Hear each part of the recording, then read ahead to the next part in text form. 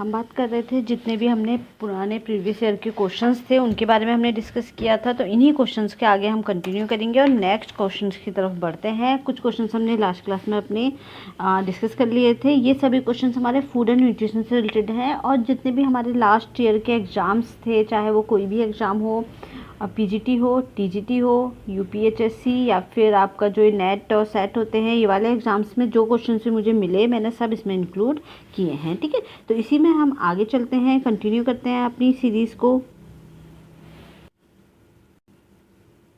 Next question है हमारा, following foods are to be avoided in celiac disease. ठीक है, सियालिक डिजीज़ क्या होती है आपको पता ही है, ऑटो इम्यूनिटी वाली डिजीज़ है, जिसमें क्या होता है हमारा इम्यून सिस्टम हमें ही क्या करने लगता है, डैमेज करने लगता है। ठीक है, और किस कंडीशन में डैमेज करता है इम्यून सिस्टम, जैसे ही हम डाइट में क्या खाते हैं, ग्लूटीन प्रोटीन लेते हैं। ठीक है, तो जिन जिन फूड आइटम में ग्लूटीन प्रोटीन पाया जाता है, जब भी हम वो फूड आइटम को अपनी डाइट में लेते हैं तो हमारा खुद का जो इम्यून सिस्टम होता है, ऑटो इम्यून सिस्टम, जो हमारा खुद का इम्यून सिस्टम है जो हमें क्या करता है, बीमारियों से बचाता है, वो एक्टिवेट हो जाता है और वो उसको एज अ फॉरेन मटेरियल लेता है कि कोई हार्मफुल मटेरियल, ग्लूटीन को वो कैसे लेता है कि कोई हार्मफुल मटेरियल हमारी बॉडी में आ गया है और उसको डैमेज करने के लिए वो क्या करता है, हमारी बॉडी को ही डैमेज करना शुरू कर देता है। ठीक है, तो ये ऑटो इम्यून डिजीज़ है, ये हमारी सियालिक डिजीज़, जिसमें हमारा खुद का इम्यून सिस्टम जो है वो हमें डैमेज करने लगता है। और ये होता कब है, जब भी हम हाँ कोई भी ऐसा फूड आइटम ले लेते हैं, मतलब जिनके अंदर ये वाली डिजीज़ पाई जाती है उनमें होता है ये सिर्फ। ठीक है, तो किस केस में होता है, जिनके अंदर सियालिक डिजीज़ पाई जा रही है, जब भी वो ग्लूटीन प्रोटीन खाते हैं। ठीक है, जब भी वो ग्लूटीन प्रोटीन खाएंगे तो उनमें क्या होगा, उनका खुद का जो इम्यून सिस्टम है वो उन्हें ही डैमेज करना शुरू कर देता है। ठीक है, तो ये इसमें क्या है हमारा, अब ग्लूटीन प्रोटीन किस में पाया जाता है, वीट में पाया जाता है, वीट में, राई में, वीट में, और हमारा किस किस में था, बार्ले में, barley,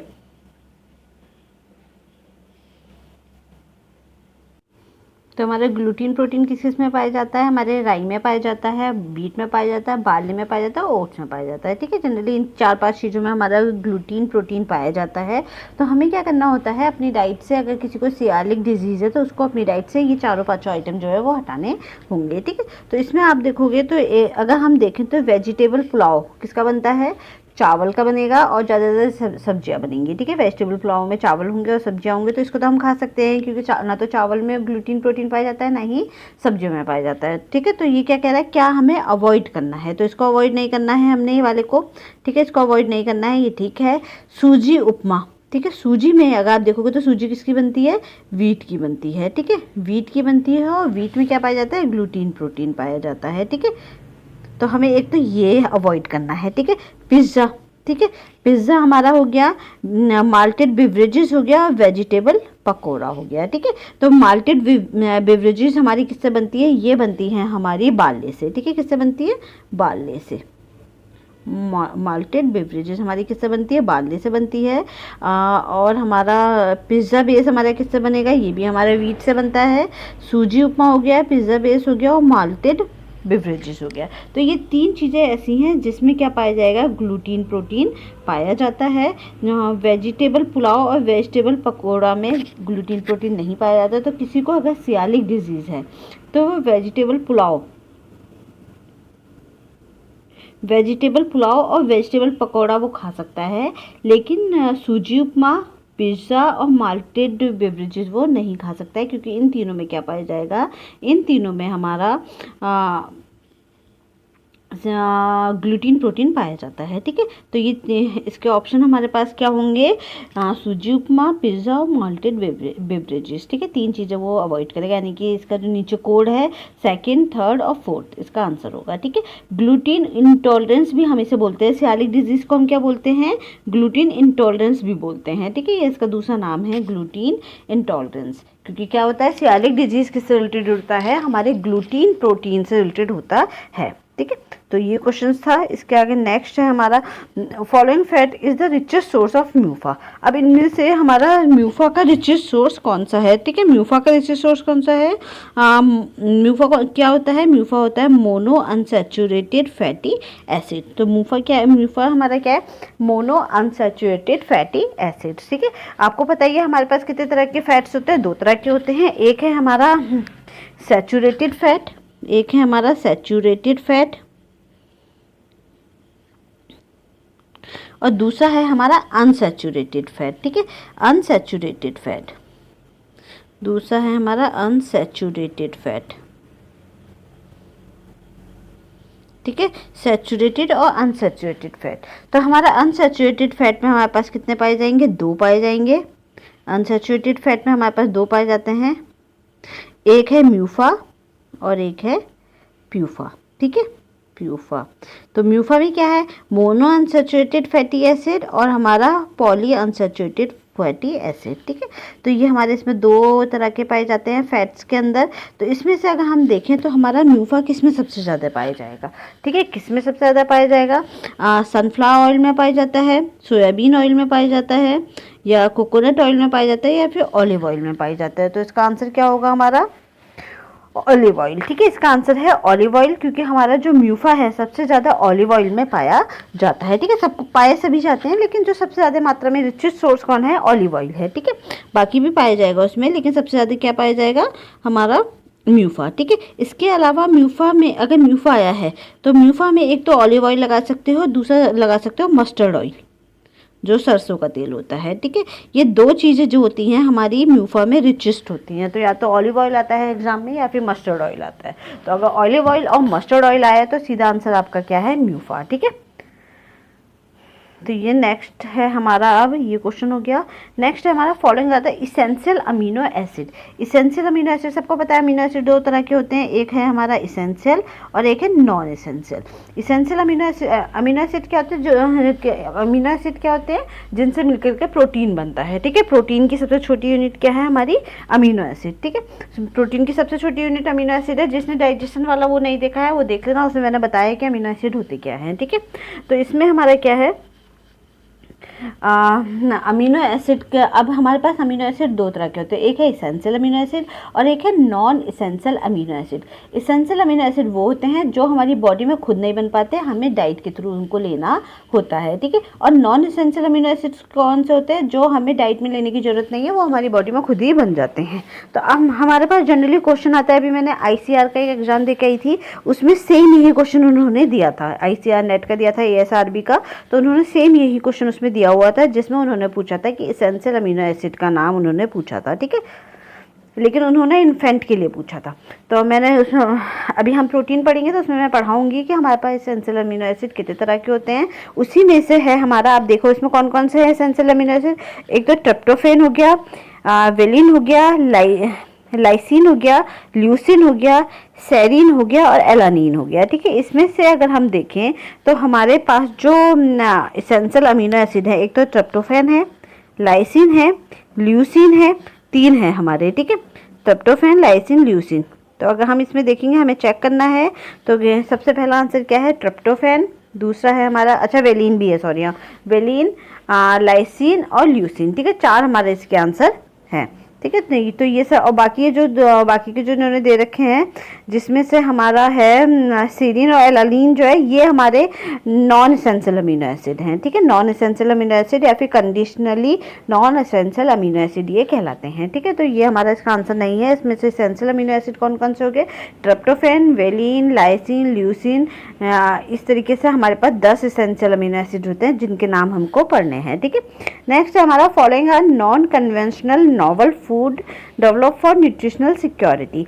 non conventional novel food कौन से होते हैं, जो हम ट्रेडिशनली यूज़ नहीं करते हैं, ठीक है। मतलब हम जैसे अगर हम दाल चावल की बात करें तो ये चीज़ें हम ट्रेडिशनली पुराने ज़माने से हम खा रहे हैं, ठीक है। तो पुराने ज़माने से जो चीज़ें चली आ रही है वो ट्रेडिशनली हैं, कन्वेंशनल है। तो और जो हमने अब नई, जैसे कि आजकल प्रोटीन सप्लीमेंट्स चल रहे हैं, तो वो क्या है, वो नॉन कन्वेंशनल है, क्योंकि ट्रेडिशनल नहीं है। प्रोटीन सप्लीमेंट्स हम ले लेते हैं प्रोटीन के लिए, तो ये सब क्या है, ये हमारा non conventional conventional food item है, ठीक है।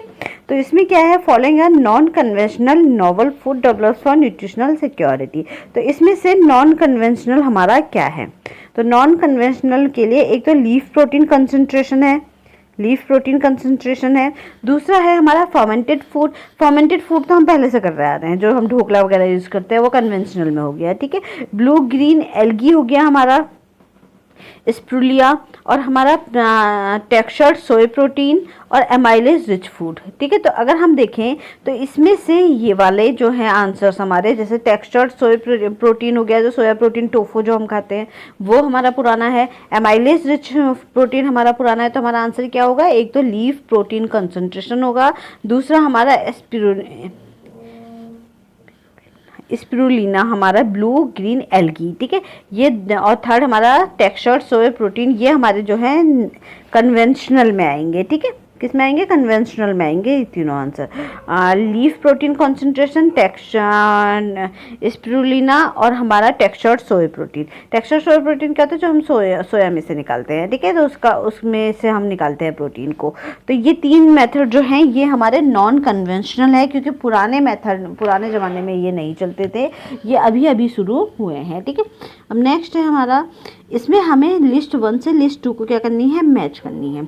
आसान है, इस तरह के क्वेश्चन मुझे सबसे अच्छे लगते हैं, क्योंकि मुझे लगता है कि ये सबसे आसान होते हैं, दिमाग नहीं लगाना। प्रोटीन के सामने आपको सीधा सीधा दिखाई दे रहा है क्वाशिकोर, ठीक है। तो क्वाशिकोर जो आपको दिखाई दे रहा है, इसकी स्पेलिंग में शायद कुछ दिक्कत है क्वाशिकोर में, तो ये आपका सामने आपको दिखाई दे रहा है। तो प्रोटीन का आंसर क्या होगा आपका, क्वाशिकोर, ठीक है। देखो प्रोटीन का क्या है, क्वाशिकोर। क्वाशिकोर क्या होता है, वही है प्रोटीन एनर्जी मालन्यूट्रिशन में हमने देखा था, जिसमें प्रोटीन की कमी हो जाती है बच्चे की बॉडी में, तो उस बीमारी को क्या बोलते हैं, क्वाशिकोर बोलते हैं। आपने देखा होगा छोटे बच्चों में देखने को मिलता है, उनके अंदर प्रोटीन की कमी हो जाती है तो उसको क्वाशिकोर बोलते हैं, ठीक है।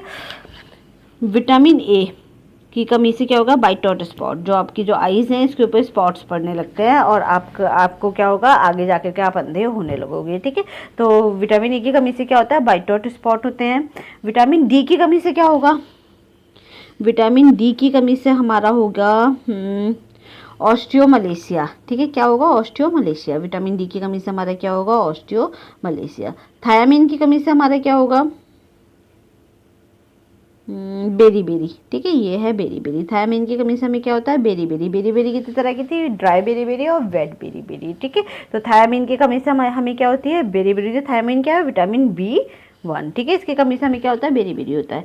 नायसिन है, नायसिन की कमी से क्या होगा, सिमेट्रिकल डर्मेटाइटिस, ठीक है। सिमेट्रिकल डर्मेटाइटिस क्या होगा, हमारा नायसिन की कमी से होगा, ठीक है। तो ये हमारे पास ये सारा हम जब विटामिन्स पढ़ेंगे या हम पढ़ चुके होंगे, तो विटामिन्स में आप देखोगे उसमें ये सारी बीमारियां हमें पढ़ाई जाती है विटामिन्स पढ़ते समय, कि आपको थायमिन की कमी से क्या होगा और आपको नायसिन की कमी से होगा। नायसिन क्या है, विटामिन B3, ठीक है। विटामिन B3 की कमी से क्या होता है, हमारा सिमेट्रिकल डर्मेटाइटिस होता है, ठीक है। डर्मेटाइटिस मतलब डर्मा मतलब स्किन प्रॉब्लम आपको यहाँ देखने को मिलती है नायसिन की कमी से, ठीक है। इसके बाद है हमारा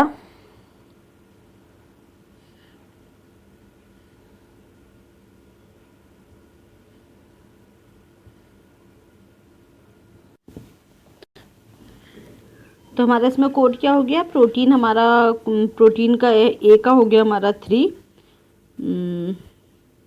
ए का हो गया हमारा 3, अब विटामिन ए का हुआ हमारा white dot spot, vitamin D का हो गया हमारा ऑस्टियोमलेशिया, थायमिन का हमारा बेरी और हमारा नायसिन का सिमेट्रिकल डर्मेटाइटिस हो गया, ठीक है। ये इसके आंसर्स हैं इधर वाली स्लाइड में। तो ए में हमारा ऑप्शन 3 आएगा, बी में हमारा आएगा विटामिन ए में आएगा हमारा ऑप्शन 1, डी में आएगा हमारा ऑप्शन 5, सॉरी सी में आएगा हमारा ऑप्शन 5 और डी में आएगा हमारा ऑप्शन 2 और नायसिन में आएगा हमारा ऑप्शन 4, ठीक है। तो ये हमारे इसके आंसर हैं अगली स्लाइड में। नेक्स्ट है हमारा from which plant source gluten is derived. ये बहुत ही आसान क्वेश्चन है, मुझे लगता है इस तरह के क्वेश्चन पीजीटी टीजीटी में दे लेते होंगे। तो जो हमारा ग्लूटीन प्रोटीन है वो किस प्लांट में से आप निकाल सकते हो, तो किसके प्लांट कहाँ से ले सकते हैं हम ग्लूटीन प्रोटीन को, सोया से मिल सकता है, राइस से मिल सकता है, कॉर्न से मिल सकता है, व्हीट से मिल सकता है। ये अभी हमने डिस्कस किया था कि हमारा जो ग्लूटीन प्रोटीन है वो हमें कहाँ से मिल सकता है, अभी 5 मिनट पहले जो हमारे सियालिक डिजीज़ में हमने देखा था। तो इसका आंसर क्या है, व्हीट। ठीक है, तो ग्लूटीन प्रोटीन हमें कहाँ से मिलता है, व्हीट से मिलता है। जिन लोगों को सियालिक डिजीज़ होती है वो ग्लूटीन प्रोटीन नहीं खा सकते हैं, जैसे ही वो खाते हैं उनकी तबीयत ख़राब होने लगती है। ठीक है, और उनको कई तरह की प्रॉब्लम्स आने लगती हैं उनको, जिन्हें सियालिक डिजीज़ होती है, तो वो व्हीट नहीं खा सकते हैं। ठीक है, क्योंकि व्हीट में क्या पाया जाता है, ग्लूटीन प्रोटीन पाया जाता है। ठीक है, इसका आंसर है हमारा व्हीट। ठीक है, नेक्स्ट है हमारा the primary reason for parboiling is. ठीक है, पारबॉइल करने का हमारा प्राइमरी रीज़न क्या है, किस पे करते हैं पारबॉइलिंग। सबसे पहले तो ये आपको याद होना चाहिए, पारबॉइलिंग करते हैं हम राइस पे। ठीक है, राइस पे जब हम मार्केट से क्या, जब हम खेत से धान काटते हैं, जब हमने धान निकाल लिए खेत से, उसके बाद हम क्या करते हैं, जब हमने जो फार्मर्स होते हैं ना, वो अपने धान की जब कटाई करते हैं तो उसमें से धान को निकाल लेते हैं। धान क्या होता है, जो राइस के ऊपर जो एक लेयर होती है ब्राउन कलर की, ठीक है, जो उसका कवर होता है, चावल के ऊपर जो ब्राउन कलर का एक कवर होता है, ठीक है, उसको हम धान बोलते हैं, पूरा जो कवर को हो गया। ठीक है, अब इंग्लिश में मुझे ध्यान नहीं क्या बोलते हैं उसे। तो ये क्या है, जब हम पारबॉइलिंग में क्या करते हैं, आपने देखा होगा जब मार्केट से हम राइस को खरीदते हैं तो बहुत सुंदर और सफ़ेद होता है कलर में। लेकिन अगर हम वो सुंदर चावल, और हम खरीदते भी यही देख के हैं कि जितना ज़्यादा सफ़ेद है और सुंदर है वो चावल, देखने में अच्छा शाइनी चावल है, हम उसको ले लेते हैं, हमें लगता है कि वो चावल ज़्यादा अच्छा है। लेकिन ये गलत है। हम इस लोग क्या करते हैं, इसको बिजनेसमैन क्या करते हैं, चावल को सुंदर बनाने के लिए उसके ऊपर की लेयर को क्या कर देते हैं, पूरा साफ कर देते हैं। ठीक है, उसे वार्निश कर देते हैं, एक तरह से लेयर को पूरा साफ कर देते हैं, और तब वो धान जो है वो सुंदर हो जाता है। जबकि जब आप खेत से धान को लेके आओगे, इसका कवर हटाओगे, तो जो बिल्कुल फ्रेश चावल है वो ब्राउनिश कलर का होता है, जिसे हम ब्राउन राइस भी बोलते हैं। ठीक है, आप देखोगे तो बहुत जो अब डाइट कॉन्शियस होते हैं वो लोग व्हाइट राइस नहीं लेते, वो ब्राउन राइस लेते हैं। उसका रीज़न है क्योंकि ऊपर की लेयर में बहुत सारे हमारे क्या होते हैं, न्यूट्रिएंट्स होता है, खासकर विटामिन B1। ठीक है, थायमिन जिसे हम बोलते हैं। तो ऊपर की लेयर में आपके बहुत सारे विटामिन पाए जाते हैं। तो अगर हम उस लेयर को हटा देंगे चावल को सुंदर बनाने के लिए और शाइनी बनाने के लिए, ठीक है, तो उससे क्या होगा, हमारे चावल को अगर हम सुंदर और शाइनी बनाने के लिए उस लेयर को हटाएंगे तो हमारे न्यूट्रिएंट्स जो होंगे वो उसमें से लॉस हो जाएंगे। ठीक है, तो इसमें तो हम पार बॉइलिंग किस लिए करते हैं, पार बॉइलिंग में हम क्या करते हैं, जो हमारा धान आया है, जब हमने चावल का वो जो ब्राउन वाला कवर होता है वो हमने नहीं हटाया, और हमने पूरे के पूरे चावल को क्या कर दिया एक वाटर में भिगा दिया। ठीक है, जब हमें उसे पानी में भिगा देंगे काफ़ी टाइम तक, उसे वाटर के अंदर डिप करके रख देते हैं, तो जो चावल है, ठीक है, तो उसमें क्या होगा, जब हमने उसे बहुत सारा वाटर में डिप किया है अपने चावल को, ठीक है, तो चावल के जो न्यूट्रिएंट्स हैं जो धान के अंदर हैं, ठीक है, धान सहित कर रहे हैं अभी, हमें उसका कवर भी है ऊपर। ठीक है, चावल का, मान लो ये राइस है हमारा, ये राइस का कवर है, ठीक है, इसके अंदर ये राइस है। ठीक है, तो जो इसके राइस के जो न्यूट्रिएंट्स थे वो क्या होते हैं, वो अंदर की तरफ मूव कर जाते हैं। ठीक है, जैसे ये चावल है तो इसके जितने भी न्यूट्रिएंट्स होंगे, जब इसे हम इसे वाटर में भिगा देंगे 2-3 घंटे के लिए, उसके बाद ये क्या करेंगे, हमारे जो न्यूट्रिएंट्स होते हैं वो पानी से अंदर की तरफ मूव कर जाते हैं। ठीक है, तो इसको पार बॉइलिंग करते हैं। तो पार बॉइलिंग हम किस में करते हैं, हम राइस में करते हैं। हम क्या करते हैं, उसे गर्म पानी में हम अपने चावल को डिप करके छोड़ देते हैं। उससे क्या, चावल धान को, ठीक है, जिसके ऊपर कवर है, अभी हमने कवर हटाया नहीं है, उसके बाद हम कवर हटाएंगे चावल का। ठीक है, उसके बाद हम चावल का कवर हटाते हैं, तो इसको क्या बोलते हैं, पार बॉइलिंग करते हैं, जब तक चावल के ऊपर कवर है। ठीक है, फिर हमने उसे पानी में भिगाया तो इसके जो न्यूट्रिएंट्स हैं वो अंदर तक मूव कर गए, तो अब न्यूट्रिएंट्स लॉस नहीं होंगे उसके। ठीक है, वो चावल के अंदर मूव कर जाएंगे, फिर हम उन्हें, फिर वो न्यूट्रिएंट्स जो है वो धान हटाने से या उसके ऊपर की जब लेयर हटती है तो वो न्यूट्रिएंट्स जो है वो हमारे लॉस नहीं होते हैं। इसी को हम क्या बोलते हैं, पार बॉइलिंग बोलते हैं। ठीक है, तो ये क्या बोल रहे हैं कि the primary reason for parboiling is whiten the rice, मतलब राइस को हम ज़्यादा वाइट करने के लिए यूज़ करते हैं। इनहेंस कुकिंग टाइम, ताकि हमारी कुकिंग टाइम जो है वो ठीक हो जाए, कम हो या ज़्यादा हो। ठीक है, कंजर्व न्यूट्रिएंट्स, या फिर न्यूट्रिएंट्स को कंजर्व करने के लिए टू फेवर जेलेटिनाइजेशन, और ताकि, या फिर जेलेटिनाइजेशन हमारा अच्छा बने। जेलेटिनाइजेशन मतलब सॉफ्ट हो जाए, जो है जेल फॉर्म में आने लगे चावल। ठीक है, इसके लिए तो हमारा इसका आंसर क्या होगा, इसका आंसर होगा कंजर्व न्यूट्रिएंट्स, यानी कि हमें न्यूट्रिएंट्स को बचाने के लिए हम पार बॉइलिंग करते हैं, ताकि जब हमने उसे डिप किया है वाटर में तो जितने भी न्यूट्रिएंट्स हैं वो अंदर की तरफ मूव कर जाएं चावल के। ठीक है, उसके बाद वो लॉस ना करे, इसके लिए हम क्या करते हैं, पार बॉइलिंग यूज़ करते हैं। ठीक है, समझ में आया, तो इसका आंसर क्या है, कंजर्व न्यूट्रिएंट्स। ठीक है, न्यूट्रिएंट्स को बचाने के लिए। Major function of zinc in human bodies, तो ह्यूमन बॉडी में जिंक का मेजर फंक्शन क्या है? एक तो हीमोग्लोबिन सिंथेसिस है, आरएनए और डीएनए सिंथेसिस है, बोन हेल्थ है या विजन है, ठीक है। तो इसका आंसर है हमारा डीएनए और आरएनए सिंथेसिस, ठीक है। तो हीमोग्लोबिन का मेन काम क्या है? हमारा डीएनए और आरएनए बनाना, ठीक है। हमारे जो इसलिए पहले भी इस क्वेश्चन में देखा था कि अगर जिंक की कमी है, जिंक डिफिशियंसी में क्या होता है? रिप्रोडक्टिव फेलियर होने लगता है। क्यों? क्योंकि डीएनए और आरएनए बनाने का काम किसका है? जिंक का है, ठीक है।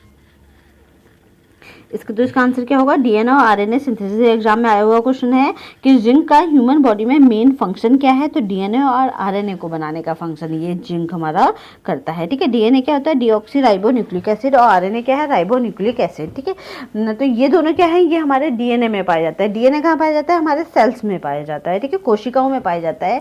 डीएनए और आरएनए बहुत इंपॉर्टेंट चीज़ें हैं हमारी लाइफ के लिए, क्योंकि इनके बिना हमारी जो स्पीसीज है वो सर्वाइव ही नहीं कर सकती, ठीक है। डीएनए से ही हमें अपने पेरेंट्स के डीएनए से ही हमें सारी कैरेक्टरिस्टिक्स मिलती है। हमारी बॉडी कैसी होगी, कैसे हम देखेंगे, हमारे हेयर कैसे होंगे, सब कुछ हमें कहाँ से मिलता है? डीएनए के थ्रू ही मिलता है। फिर इसके बाद नेक्स्ट क्वेश्चन है हमारा, braising combination two methods of cooking.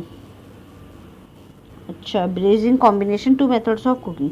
अब जो हमारा ब्रेजिंग है, ठीक है, ये दो मेथड्स है कुकिंग के, तो किस किस के अंदर ये ब्रेजिंग हमारा आता है? तो ये क्या है? मेथड्स ऑफ कुकिंग है हमारा ब्रेजिंग, कि हम जब खाना कुक करते हैं तो उसमें के लिए हम क्या क्या मेथड जो है वो यूज़ करते हैं। तो इसका आंसर हमारा है ब्रेजिंग का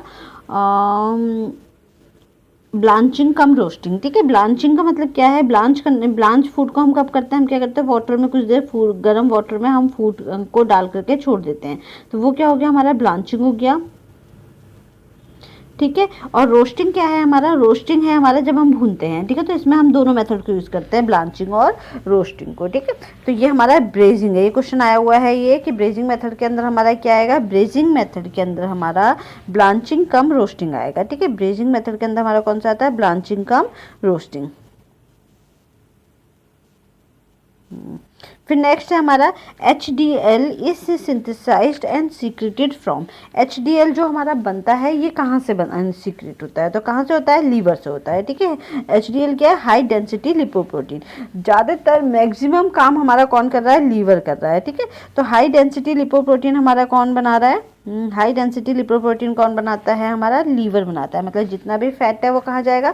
लीवर के पास जाएगा, और लीवर उसे किस में कन्वर्ट कर देगा? HDL और LDL में उसको कन्वर्ट कर देगा, ठीक है। तो हाई डेंसिटी लिपोप्रोटीन कहाँ बनेगा? हमारा लीवर में बनेगा। इसको याद कर लीजिएगा, ये क्वेश्चन आता है TGT PGT में। नेक्स्ट है हमारा the functionally active form of vitamin D. अच्छा, ये अभी नेट का मैं एग्जाम दे के आई थी, ICR का जो मैं आपको बता रही हूँ उसका भी क्वेश्चन है, ये उसमें भी आया था। तो इन्होंने क्या बोला है? जो विटामिन डी है उसका एक्टिव फॉर्म क्या है? विटामिन डी का एक्टिव फॉर्म इन्होंने पूछा है। तो कोल कैल्सिफेरॉल है, या इर्गो कैल्सिफेरॉल है, या डिहाइड्रो कोलेस्ट्रॉल है, ठीक है, डिहाइड्रो कोलेस्ट्रॉल, या 125 डिहाइड्रोक्सी कैल्सिफेरॉल है, ठीक है। तो इसका आंसर क्या है? 125 डिहाइड्रोक्सी कैल्सिफेरॉल इसका आंसर है, ठीक है। यानी कि जो विटामिन डी की जो एक्टिव फॉर्म है उसका नाम क्या है? 125 डिहाइड्रोक्सी कैल्सिफेरॉल उसका नाम है, ठीक है। नेक्स्ट है हमारा following are the disorder of vitamin D deficiency. इनमें से विटामिन डी की deficiency, following are the disorder of vitamin D deficiency, इसमें से डी की डिफिशियंसी से हमें क्या क्या होगा? एक तो ऑस्टियोमलेशिया हो गया। ऑस्टियोमलेशिया क्या होता है? हमारी जो बोन्स होती हैं वो वीक हो जाती हैं। रिचिड रोजरी होता है, ठीक है। रिचिड रोजरी में क्या है हमारा? और बोलैक्स हैं, ठीक है। ये दो चीज़ें हमारी होती है। बोलैक्स होती है ना, जो पतले पतले इस तरीके के लेग्स हो जाती है, जिसमें घुटने मिलने, आपकी जो नी है, नी वाला पोर्शन जो है वो घुटने मिलने लगता है, ठीक है। तो उसको क्या बोलते हैं? हम बोलैक्स बोलते हैं,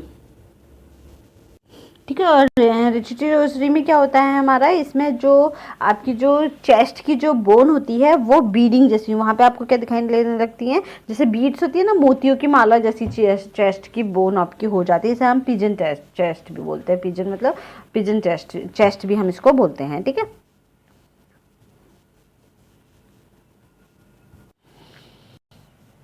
तो इसका आंसर है हमारा ऑस्टियोमलेशिया। रिचिट्रोजरी और हमारा बोरलैक्स, ठीक है, ये इसका आंसर है। फिर है isoelectric point at which maximum coagulation of milk protein takes place, मतलब कि वो पॉइंट जहाँ पे हमारा जो मिल्क का जो प्रोटीन है, यानी कि कौन सा प्रोटीन, केसिन प्रोटीन, वो जम जाता है, कोएगुलेट हो जाता है, यानी कि जम जाता है, जिसे हम पनीर भी बोलते हैं, ठीक है। तो क्या पॉइंट है वो पॉइंट है हमारा 4.2, 4.6 पीएच, ठीक है, या फिर 5.2 पीएच या 6.6 पीएच। तो पीएच क्या होता है, पीएच हमारा वही है, एसिडिक और बेसिक वैल्यूज़ होती हैं। तो इसीलिए हम क्या करते हैं, अपनी जो मिल्क है, मिल्क में क्या डालते हैं हम, नींबू डालते हैं, तो उससे क्या होता है, उसका पीएच जो है वो घट जाता है। मिल्क का खुद का पीएच क्या होता है, और वो उससे पीएच को हमें क्या कराना होता है, घटाना होता है। मतलब 6 पॉइंट है हमारा मिल्क का पीएच, तो उसको घटा देंगे हम, तो किस पीएच पे उसकी जो वो है उसका जो प्रोटीन है वो कोएगुलेट हो जाएगा, यानी कि जम जाएगा, ठीक है। तो कौन सा क्या पॉइंट है वो, 4.2, 4.6 पीएच, 5.2 पीएच या फिर 6.6 पीएच, ठीक है। तो इसका आंसर क्या है हमारा, 4.2 पीएच। तो 4.6 पीएच इसका आंसर है। 4.6 पीएच में क्या होता है, जब हम उसके मिल्क है उसका पीएच हम 4.6 तक लेके आएंगे, तो वो क्या हो जाएगा, कोएगुलेट हो जाएगा, ठीक है। नेक्स्ट है हमारा, और diet rich in saturated fat is links to which of the following disorder. Saturated fat क्या है, जो हमारा फैट होता है, ठीक है, हार्मफुल फैट, जो क्या हो जाता है, जम जाता है, यानी कि दो तरह के फैट बताए थे, एक है सैचुरेटेड फैट, एक था अनसैचुरेटेड फैट। तो सैचुरेटेड फैट कौन सा वाला था, जो हमारी सैचुरेटेड फैट कौन सा वाला था, जो हमारी उसमें वेन्स में जाकर के जम जाता है, यानी कि जो रूम टेम्परेचर पे भी सॉलिड हो जाते हैं, जैसे घी हो गया, बटर हो गया, जो सॉलिड हो जाते हैं वो सैचुरेटेड फैट होते हैं, ठीक है। तो जब हम इन्हें खाते हैं तो ये हमारी बॉडी की जो वेन्स होती है, जो नसें होती हैं, हार्ट को जो ब्लड की सप्लाई करती हैं, उसकी भी जो लेयर्स होती हैं वहाँ पे जाके जम जाते हैं, ठीक है। तो इससे क्या होता है, लेयर्स जो है पतली हो जाती है और वहाँ पे हार्ट फेल की चांसेस बढ़ जाते हैं। तो कौन सी वाली डिजीज होने के चांसेस होते हैं इसमें, कार्डियोवैस्कुलर डिजीज, कार्डियो मतलब हार्ट, ठीक है, कार्डिक का मतलब वर्ड कहाँ यूज़ करते हैं हम, हार्ट से रिलेटेड वर्ड होता है, ठीक है। तो जहाँ भी फैट की बात आ रही है, ओबिसिटी की बात आ रही है, सैचुरेटेड फैट की बात आ रही है, तो समझ जाओ इसका आंसर क्या होगा, कार्डिक से रिलेटेड होगा, कार्डियोवैस्कुलर डिसऑर्डर हमें वहाँ देखने को मिलेंगे, यानी कि हमारी वेसल्स में फैट जम सकता है, तो हम हार्ट फेल भी बोलते हैं, ठीक है। हार्ट अटैक हो गया, हार्ट फेल हो गया, हाई बीपी हो गया, वो इसके आंसर हैं, ठीक है, वो सब कार्डियोवैस्कुलर डिजीज हैं ये। नेक्स्ट है हमारा ग्रास। ग्रास क्या होता है हमारा, ग्रास रिफर्स टू, ग्रास क्या है, एक शॉर्ट फॉर्म है, इसकी फुल फॉर्म क्या होती है, generally recognised as supplement, generally recognised as safe, generally recognised as superior, या जनरली रिकॉग्नाइज्ड एज स्टार्टर, ठीक है। तो इसका आंसर क्या है, ग्रास का है। ग्रास में जी से क्या होगा हमारा, जनरली, ठीक है, और हमारा आर से होगा रिकॉग्नाइज्ड एज सेफ, ठीक है, ए एस से, ठीक है। तो इसकी जो फुल फॉर्म है वो है जनरली रिकॉग्नाइज्ड एज सेफ, यानी कि आप जो भी चीज़ अपने फूड में खा रहे हो, ले रहे हो, जैसे कि अगर मैं अपने फूड में केमिकल्स डाल रही हूँ किसी भी रूप में, प्रिजर्वेटिव्स के रूप में, तो वो उसको क्या होना चाहिए, वो ग्रास होना चाहिए, यानी कि जनरली रिकॉग्नाइज्ड एज सेफ वो होना चाहिए, हार्मफुल हमारी बॉडी में नहीं होना चाहिए, कि अगर मैं उसे उस मात्रा में लूँ तो वो किसके अंदर आए, वो जनरली रिकॉग्नाइज्ड एज सेफ के अंदर आना चाहिए, ठीक है। तो इसकी फुल फॉर्म क्या होगी, generally recognised as safe. Generally हम ये किस में लेते हैं, जो हम कलर्स डालते हैं अपने फूड आइटम में, जैसे आपने देखा होगा ना, केमिकल्स वाले कलर मार्केट में जो आते हैं, उन कलर्स को हम यूज़ करते हैं खाने में, या फिर हम वो यूज़ करते हैं, प्रिजर्वेटिव्स यूज़ करते हैं। तो हमें वही यूज़ करना चाहिए जो क्या हो, ग्रास हो, जिसमें जनरली रिकॉग्नाइज्ड एज सेफ हो, वो बॉडी के लिए हार्मफुल ना हो, सेफ हो, ठीक है। तो इसके बाद नेक्स्ट इसका आंसर ये है हमारा सेकंड वाला। फिर है the core of all food preparation and services activity in food service unit, service activity in a food service unit, यानी कि सभी फूड प्रिपरेशन और फूड सर्विस यूनिट का जो हमारा कोर है, जो बेस है, वो हमारा क्या होगा, ठीक है। यानी कि अगर कोई मैं अपना इंस्टीट्यूट खोल रही हूँ, कोई भी फूड सर्विस यूनिट खोल रही हूँ, यानी कि रेस्टोरेंट हो गया, फूड सर्विस यूनिट में कोई भी फूड सर्विस यूनिट खोल रही हूँ, रेस्टोरेंट हो गया, ढाबा हो गया, या जो भी मैं अपना होटल खोलना चाहती हूँ, तो उसके लिए सबसे कोर क्या है, सबसे ज़्यादा इंपॉर्टेंट क्या है, परचेजिंग इंपॉर्टेंट है, मेन्यू इंपॉर्टेंट है, या फिर प्रोडक्शन इंपॉर्टेंट है, या वर्क शेड्यूलिंग इंपॉर्टेंट है। तो इसका आंसर क्या आएगा, मेन्यू। ठीक है, मेन्यू सबसे ज़्यादा इंपॉर्टेंट है, वो कोर है।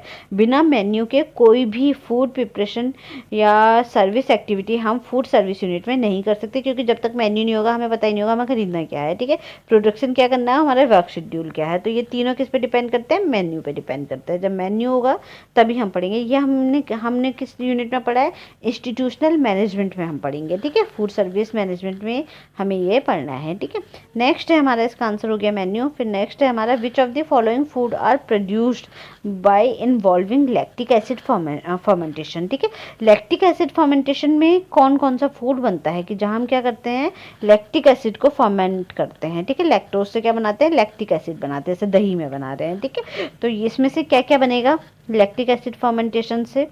तो एक तो बियर हो गया हमारा, बियर भी हमारा फर्मेंटेशन से बनती है। ठीक है, योगर्ट हो गया हमारा, चीज़ हो गया और विनेगर हो गया। तो इनमें से क्या आंसर है हमारा, अगर हम देखेंगे इसके आंसर क्या क्या है हमारे, सबसे पहला आंसर है योगर्ट हमारा किससे बनेगा, लैक्टिक एसिड फर्मेंटेशन से बनता है। चीज़ हमारा लैक्टिक एसिड फर्मेंटेशन से बनता है।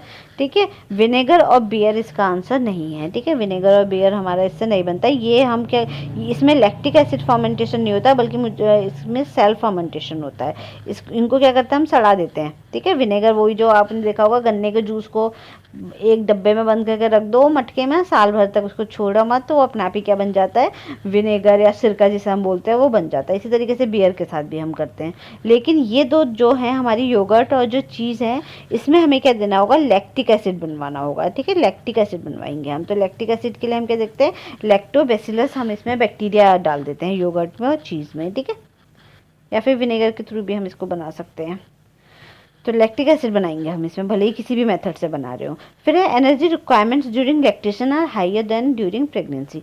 मतलब कि जो हमारी एनर्जी रिक्वायरमेंट है लैक्टेशन में, ठीक है, तो वो हमारी प्रेगनेंसी से ज़्यादा होती है।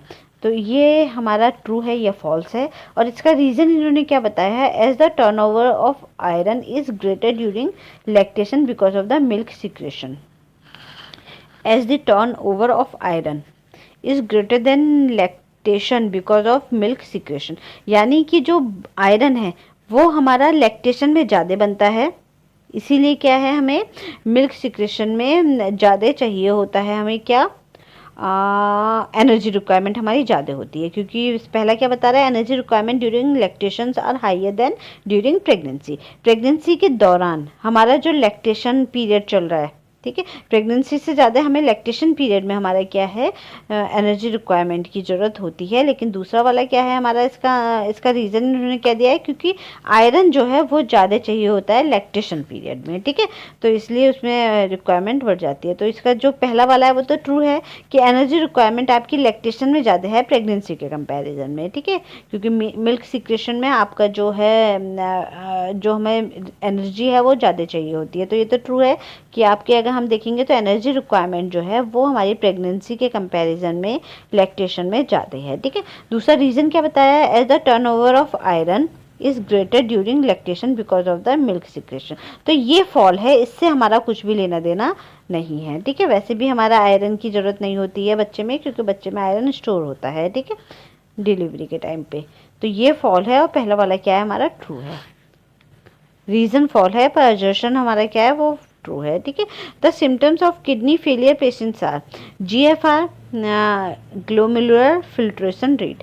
GFR है हमारा, वो हमारा 90 मिलीलीटर पर मिनट से कम है, 90 मिलीलीटर पर मिनट है। ठीक है, या GFR हमारा क्या है, 15 मिलीलीटर पर मिनट से भी कम है। ओलिगूरिया है, पॉलीयूरिया है और इडिमा है। तो ये हमारे पास जो 5 सिम्टम्स है। अगर हमारी किडनी फेलियर हो रही है, किसी की किडनी जो है काम करना छोड़ देगी, तो उसके क्या क्या सिम्टम आपको देखने को मिलेंगे। ठीक है, ओके, तो इसमें ये क्या बोल रहा है कि हमारा जो GFR है वो हमारा 15 मिलीलीटर पर मिनट से कम है। ये इसका आंसर है। ओलिग्यूरिया हो जाएगा। ओलिग्यूरिया मतलब यूरिन आउटपुट कम हो जाएगा, क्योंकि जीएफआर कम हो गया। जीएफआर क्या होता है?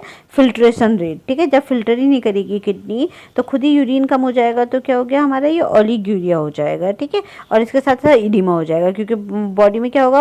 वाटर रिटेंशन हो जाएगा, वाटर इकट्ठा होने लगेगा, ठीक है। तो इसके हमारे अगर किडनी फेलियर है तो उसके 3 सिम्टम्स है। एक तो जीएफआर 15 मिलीलीटर पर मिनट से कम हो जाएगा, फिल्टर कम हो जाए करेगी किडनी आपकी, ओलिग्यूरिया होगा, और आपका ओलिग्यूरिया और इडिमा हो जाएगा, ठीक है। 3 आपके इसके आंसर है।